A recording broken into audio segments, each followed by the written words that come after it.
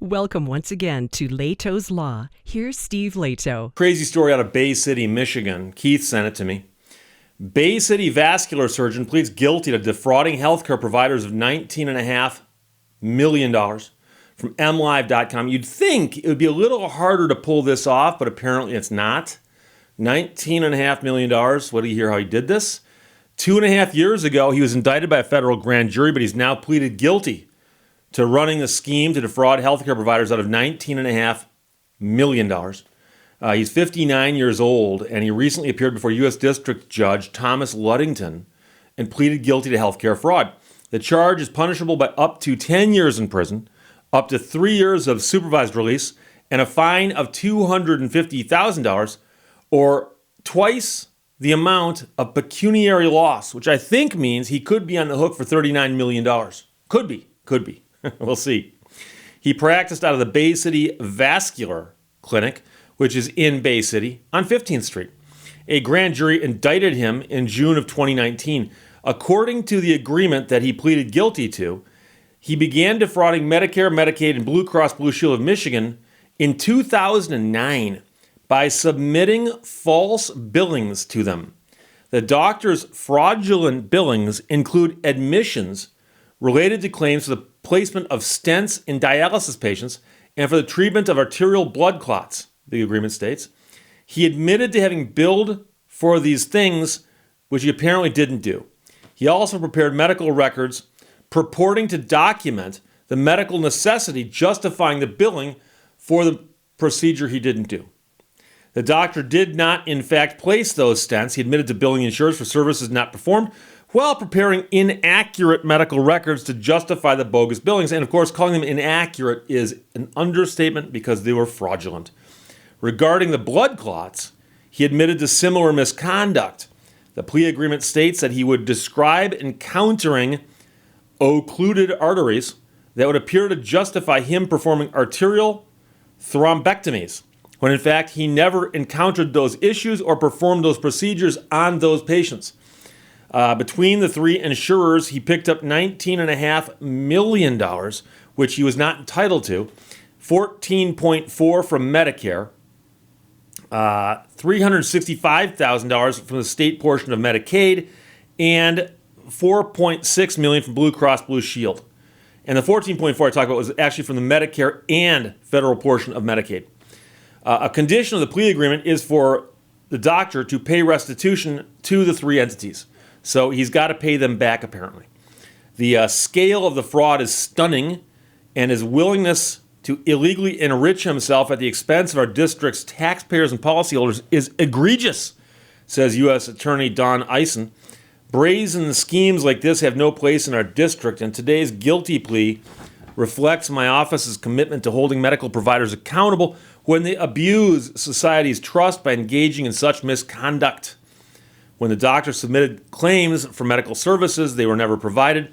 He violated the trust of his patients and defrauded taxpayer-funded healthcare programs. Added a special agent in charge of the U.S. Department of Health and Human Services. Agents will continue to work with our law enforcement partners to identify and investigate medical providers who prey on beneficiaries and steal from federal healthcare programs. Now, you'll recall there was a guy in Michigan a few years ago who was giving people treatment they didn't need so he could bill people for it.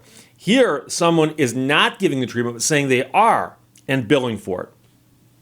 So, today's guilty plea should send a clear message to all healthcare providers that healthcare fraud is a federal crime, carries serious consequences, and will not be tolerated, said Josh Hawkshurst, a special agent in charge of the FBI.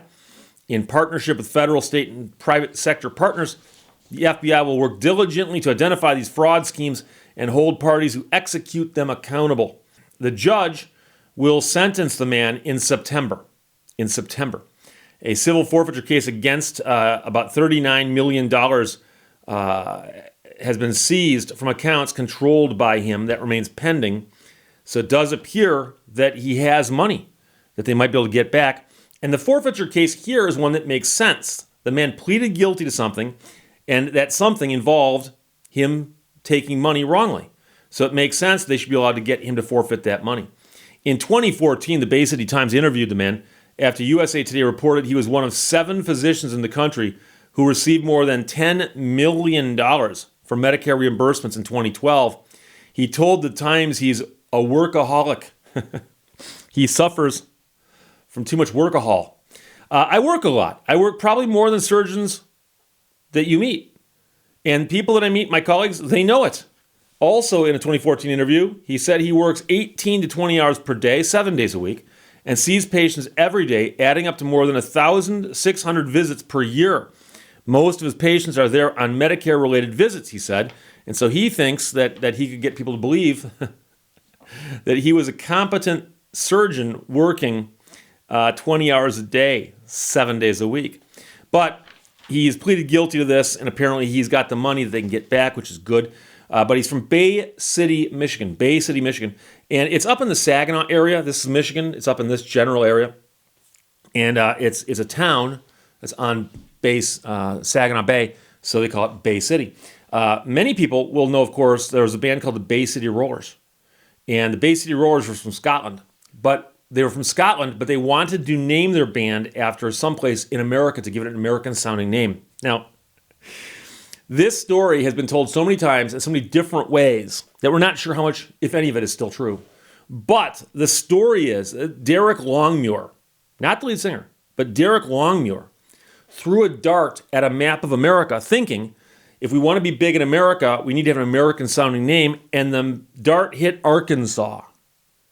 And they liked the word rollers, but they really couldn't be the Arkansas Rollers, especially because it just didn't sound right. So he took the dart back, threw it again, and he hit Bay City, Michigan. And somebody said, how about the Bay City Rollers? The Bay City Rollers. Somebody goes, that's got a nice ring to it. And you might recall that they were quite big. And they came over here. They had a couple big hits over here. They had a bunch of big hits over there. Being, of course, from Scotland, they were huge in England.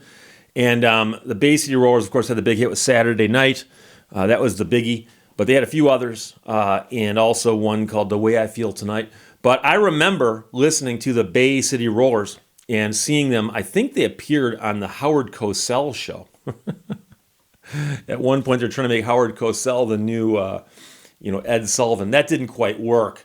But the Bay City Rollers appeared on American television, and they managed to find a couple busloads of screaming teenage girls to hold up scarves, which was the thing for the Bay City Rollers fans. And the sad part is that the band sold over, I believe, 100 million records. And they later said that they saw almost no money from it. And they filed a bunch of lawsuits. And unfortunately, when you file lawsuits like that, you almost never come out even, let alone ahead. And I know at one point in time, filed lawsuits against an American company who said, statute of limitations, you sued us too late. They didn't really say, we don't owe you the money. They basically said, you sued us too late. And they wound up getting some money. But the amount of money they got was so small, it was trivial in comparison to the number of records they sold. But of course, they're from Scotland, but they were named the Bay City Rollers because somebody thought that might sound cool to an American audience. Now, they probably didn't realize that in America, most people outside of Michigan have never heard of Bay City. But in Michigan, we have. It's a neat little town. It's up near Saginaw. And I worked at a radio station in Saginaw for a little while, so very familiar with the area. It's a cool area. But a Bay City vascular surgeon has pleaded guilty to defrauding healthcare providers of $19.5 million. Keith sent it to me. MLive reported it. Questions or comments, put them below. Let's talk to you later. Bye-bye. Thank you for watching Lehto's Law. Minimalism is asking why before you buy.